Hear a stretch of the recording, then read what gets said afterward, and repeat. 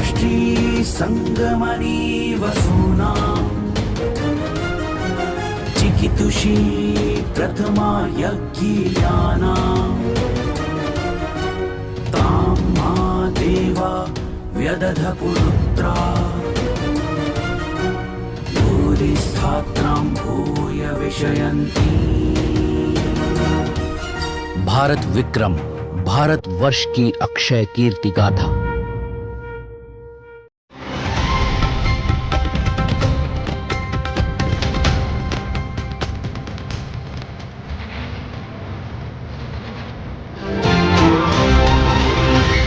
विक्रम संवाद, विक्रमादित्य, उनके युग तथा भारत विद्या से साक्षात्कार। वृहत्तर भारत।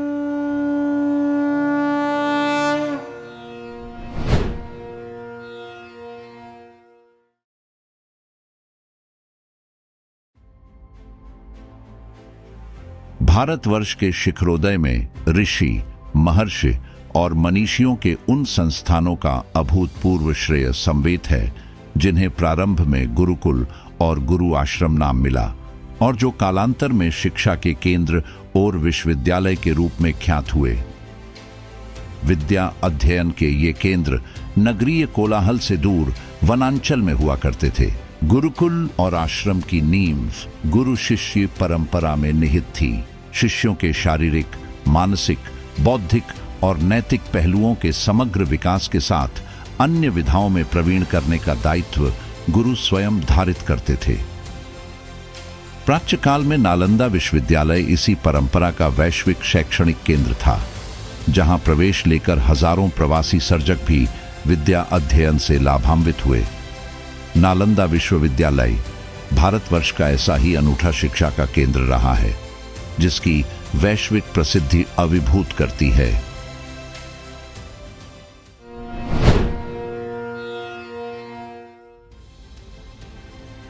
नालंदा विश्वविद्यालय के नाम के संबंध में अलग अलग धारणाएं हैं। पुरातात्विक साक्ष्यों व तथ्यों व विदेशी यात्रियों के वृतांत में नाम के संबंध में स्पष्ट संकेत नहीं मिलते हैं। विद्वज्जनों ने अलग अलग समय में नालंदा के नाम के संबंध में शोध व समझ के आधार पर टिप्पणियां की है। नालंदा नाम 2500 वर्ष से प्रचलित है। नालंदा के अन्वेषण में शामिल रहे पुरातत्ववेत्ता डॉक्टर हीरानंद शास्त्री ने इस संबंध में नालंदा पुस्तक में नालंदा के नाम को लेकर विस्तार से लिखा है। शास्त्री का मत है कि नालंदा के पास बहुत झील है जिनमें बहुत से नाल निकलते थे। संस्कृत में कमल की जड़ को नाल भिस कहते हैं, इसीलिए शिक्षा के वैश्विक केंद्र को नालंदा नाम दिया गया होगा। वहीं विदेशी यात्री ह्वेनसांग ने नालंदा के संधि विच्छेद के साथ न अलमदा बताया है। हालांकि डॉक्टर शास्त्री ने इसे केवल निदान कथा बताया है।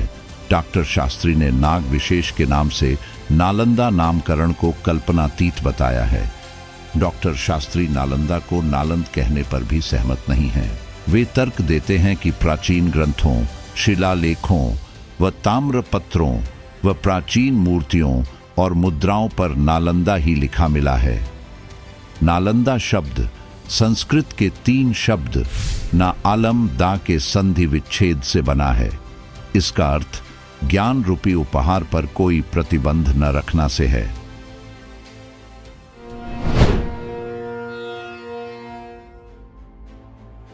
नालंदा विश्वविद्यालय धर्म, आध्यात्म एवं ज्ञान से परिपूर्ण करने वाला केंद्र था। नालंदा तक्षशिला के बाद विश्व का दूसरा सबसे प्राचीन विश्वविद्यालय है। इसकी स्थापना 5वीं शताब्दी में गुप्त वंश के शासक सम्राट कुमारगुप्त ने की थी। इसे महान सम्राट हर्षवर्धन और पाल शासकों का भी संरक्षण मिला। नालंदा विश्वविद्यालय की प्रसिद्धि अंतर्राष्ट्रीय जगत में थी। नालंदा में खुदाई के दौरान ऐसी कई मुद्राएं भी मिली हैं जिससे इस बात की पुष्टि भी होती है। नालंदा विश्वविद्यालय स्थापत्य कला का एक अद्भुत स्मारक था। इस विश्वविद्यालय में 300 कमरे, 7 बड़े कक्ष थे। परिसर में 9 मंजिला विशाल पुस्तकालय भी था, जिसमें एक समय 3 लाख से भी अधिक किताबें मौजूद होती थीं। पुस्तकालय का नाम धर्मगूंज था। इसका मतलब सत्य का पर्वत से था। लाइब्रेरी के 9 मंजिलों में 3 भाग थे, जिनके नाम रत्नरंजक, रत्नोदधि और रत्नसागर थे। पुस्तकालय में ताड़ के पत्तों पर हस्तलिखित 90 लाख पांडुलिपियां दुनिया में बौद्ध ज्ञान का सबसे समृद्ध भंडार थीं। इसके 3 पुस्तकालय भवनों में से एक को तिब्बती बौद्ध विद्वान तारानाथ ने बादलों में उड़ती हुई 9 मंजिली इमारत के रूप में वर्णित किया है। नालंदा के खंडहरों में छोटे कक्ष हैं, जिनमें देशी और विदेशी छात्र रहते थे। इन कक्षों में एक दूसरे के सामने 2 ताखा, तेल के लैंप और निजी सामान रखने के लिए थीं। कमरे के दरवाजे के पास छोटा चौकोर आकार का खोखला बॉक्स प्रत्येक छात्र का निजी लेटर बॉक्स होता था। नालंदा विश्वविद्यालय परिसर प्रार्थना कक्ष और व्याख्यान कक्षों से घिरा वह खुला विशाल परिसर था, जो बाहर से किले के होने का आभास देता था। बाद में इस डिजाइन को दूसरे बौद्ध संस्थानों ने भी अपनाया। यहाँ इस्तेमाल हुए प्लास्टर की तकनीक थाईलैंड और धातुकला तिब्बत और मलाया प्रायद्वीप पहुंचने के प्रमाण मिलते हैं। नालंदा विश्वविद्यालय में छात्रों के भोजन एवं वस्त्र के साथ औषधि का उत्तरदायित्व भी विश्वविद्यालय पर ही था। यह पहला विश्वविद्यालय था जहां छात्रों के लिए आवास की भी व्यवस्था थी। यहाँ शिक्षा पूरी तरह से निःशुल्क थी। विदेशी छात्रों से भी शुल्क नहीं लिया जाता था। प्रसिद्ध विदेशी यात्री हुएनसांग यहाँ अध्ययनरत विद्यार्थियों के ज्ञान की श्रेष्ठता से अत्यधिक प्रभावित हुआ। हुएनसांग ने इसका मुख्य कारण भी बताया कि छात्रों को विद्याध्ययन के अतिरिक्त किसी प्रकार की चिंता नहीं रहती थी। सहस्त्रों की संख्या में छात्र, आचार्य और अतिथि उपस्थित रहते थे, किंतु वे सभी प्रकार के शुल्क से मुक्त थे। नालंदा में एक समय में 10,000 से ज्यादा विद्यार्थी शिक्षा ग्रहण करते थे और 2,700 से ज्यादा अध्यापक उन्हें शिक्षा देते थे। हुएनसांग की जीवनी के लेखक श्रवण ली ने भी नालंदा विश्वविद्यालय में नवागुंतक और आवासियों की संख्या 10,000 बताई है।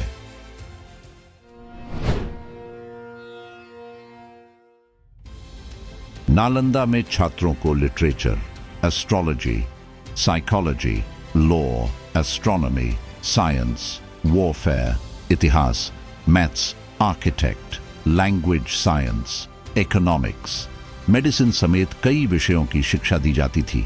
साथ ही छात्र वैदिक, आध्यात्म और बौद्ध सिद्धांतों के बारे में अध्ययन करते थे। तिब्बती धर्मगुरु दलाई लामा ने एक बार कहा था, हम लोगों को जो भी बौद्ध ज्ञान मिला वो सब नालंदा से आया था। इस विश्वविद्यालय में कई महान विद्वानों ने पढ़ाई की थी, जिसमें मुख्य रूप से हर्षवर्धन, धर्मपाल, वसुबंधु, धर्मकीर्ति, आर्यवेद, नागार्जुन का नाम शामिल है।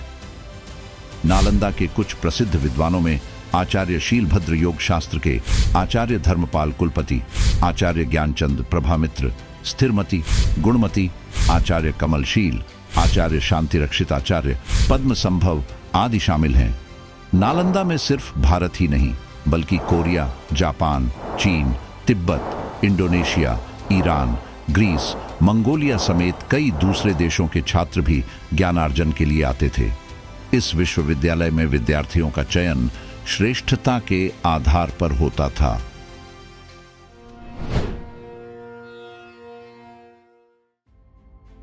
यह विश्वविद्यालय 800 साल तक अस्तित्व में रहा। स्थापना के करीब 700 साल बाद तक नालंदा विश्वविद्यालय दुनिया भर में शिक्षा का सबसे बड़ा केंद्र बना रहा। इस दौरान इसकी ख्याति फलती फूलती रही। दुनिया में इसके जैसा कोई दूसरा उदाहरण नजर नहीं आया।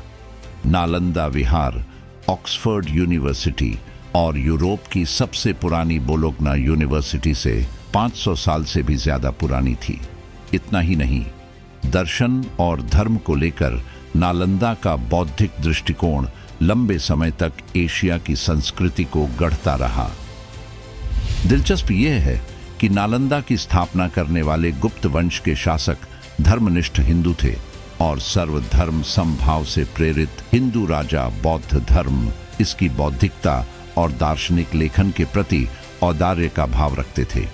गुप्त वंश के समय में उदार, सांस्कृतिक और धार्मिक परंपराएं विकसित हुईं और यह नालंदा की बहुविषयक शैक्षणिक पाठ्यक्रम का मूल भाव बन गई, जिसने विभिन्न क्षेत्रों में उच्च शिक्षा के साथ बौद्ध धर्म के बौद्धिक ज्ञान को मिश्रित किया। प्रकृति आधारित चिकित्सा पद्धतियों पर आधारित प्राचीन भारतीय चिकित्सा प्रणाली यानी आयुर्वेद के बारे में नालंदा विश्वविद्यालय में काफी कुछ सिखाया जाता था। बाद में यहाँ के छात्रों के माध्यम से यह दुनिया के दूसरे हिस्सों तक फैला, लेकिन नालंदा यूनिवर्सिटी की सबसे महत्वपूर्ण और दीर्घकालिक असर वाली विरासत शायद गणित और खगोल विज्ञान में इसकी उपलब्धियां रहीं। भारतीय गणित के जनक वाले आर्यभट्ट के बारे में अनुमान लगाया जाता है कि वे 6ठी शताब्दी की शुरुआत में नालंदा विश्वविद्यालय के प्रमुख थे। आर्यभट्ट पहले व्यक्ति थे जिन्होंने शून्य को एक अंक के रूप में मान्यता दी। उनकी अवधारणा से बहुत बड़े बदलाव देखने को मिले। इसने गणितीय गणनाओं को सरल बनाया और बीजगणित एवं कैलकुलस जैसे अधिक जटिल गणित को विकसित करने में मदद की। शून्य के बिना तो हमारे पास कंप्यूटर भी नहीं होते। खगोल विज्ञान में भी उनका योगदान अहम था। वे पहले व्यक्ति थे जिन्होंने कहा था कि चंद्रमा की अपनी रोशनी नहीं है। उनके इस काम ने दक्षिण भारत ही नहीं, पूरे अरब प्रायद्वीप में गणित और खगोल विज्ञान के विकास में अहम योगदान दिया। नालंदा विश्वविद्यालय बौद्ध शिक्षा और दर्शन का प्रचार करने के लिए नियमित तौर पर अपने सर्वश्रेष्ठ विद्वानों और प्रोफेसरों को चीन, कोरिया, जापान, इंडोनेशिया और श्रीलंका जैसे स्थानों पर भेजती थी। प्राचीन सांस्कृतिक आदान प्रदान की वजह से बौद्ध धर्म को पूरे एशिया में फैलने और स्थापित होने में मदद मिली। प्रसिद्ध चीनी यात्री हुएन त्सांग ने 7वीं शताब्दी में नालंदा की यात्रा की थी। वे केवल भ्रमण करने के बजाय लंबे समय तक यहाँ रहे और अध्ययन किया और बाद में इस विश्वविद्यालय में एक विशेषज्ञ प्रोफेसर के रूप में काम किया। 630 ईस्वी में भारत आए हुएन त्सांग 645 ईस्वी में चीन लौटे। वे अपने साथ नालंदा से 657 बौद्ध धर्म ग्रंथों को लेकर गए थे। हुएन त्सांग को दुनिया के सबसे प्रभावशाली बौद्ध विद्वानों में से एक माना जाता है। इन ग्रंथों में से बहुतों का उन्होंने चीनी भाषा में अनुवाद किया। इसके अलावा उन्होंने अपनी आत्मकथा भी लिखी, जिसमें नालंदा विश्वविद्यालय के अपने अनुभवों को भी लिखा है। उनके जापानी शिष्य दोशो ने बाद में उनके लिखे को जापानी में अनुदित करके बौद्ध धर्म का जापान में प्रसार किया, जहां यह एक मुख्य धर्म बना। यही वजह है कि हुएन त्सांग को बौद्ध धर्म को पूर्व के देशों में पहुंचाने वाले बौद्ध भिक्षु के रूप में याद किया जाता है। हुएन त्सांग ने नालंदा का जो विवरण लिखा है, उसमें विशाल स्तूप का उल्लेख मिलता है। यह स्तूप भगवान बुद्ध के प्रमुख शिष्यों में से एक की स्मृति में बनाया गया एक विशाल स्मारक है। यहां अष्टकोणीय पिरामिड आकार की भव्य संरचना का खंडहर है, जो कि एक विशाल स्तूप का ही भग्नावशेष है। विशाल स्तूप के ऊपर तक जाने के लिए ईंटों की खुली सीढ़ियां हैं। 30 मीटर ऊंचे विशाल स्तूप के चारों तरफ बाहरी दीवार में कई छोटे मंदिर और स्तूप दिखाई देते हैं। बताया जाता है कि यह विशाल स्तूप नालंदा विश्वविद्यालय से भी पहले बनाया गया था। इसका निर्माण सम्राट अशोक ने ईसा से 300 वर्ष पूर्व करवाया था।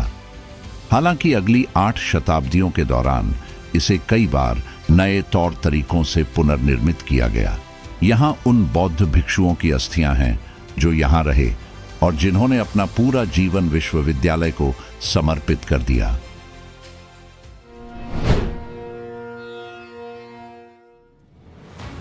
1190 के दशक में तुर्क अफगान सैन्य जनरल बख्तियार खिलजी के नेतृत्व में आक्रमणकारियों की सैन्य टुकड़ी ने विश्वविद्यालय को नष्ट कर दिया था। नालंदा विश्वविद्यालय का परिसर इतना विशाल था कि कहा जाता है कि हमलावरों के आग लगाने के बाद परिसर 3 महीने तक जलता रहा। 23 हेक्टेयर की साइट मूल विश्वविद्यालय परिसर का एक हिस्सा भर है। जब परिसर में आक्रमणकारियों ने आग लगाई तो अपनी जान बचाने में कामयाब कुछ बौद्ध, कुछ हस्तलिखित पांडुलिपियां भी सुरक्षित ले आए। उन्हें अब अमेरिका के Los Angeles county museum of art और तिब्बत के यारलुंग म्यूजियम में देखा जा सकता है।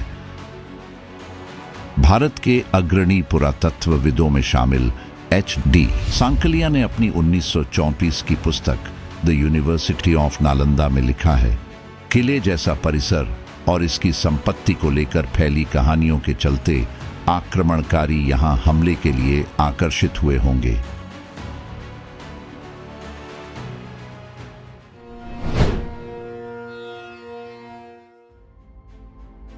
नालंदा यूनिवर्सिटी के खंडहरों के साथ बने संग्रहालय में खुदाई के दौरान मिले 13,000 से अधिक पुरातत्व अवशेषों में से 350 कलाकृतियों को प्रदर्शित किया गया है। इनमें प्लास्टर की मूर्तियां, बुद्ध की कांस्य प्रतिमाएं और हाथी दांत और हड्डियां शामिल हैं।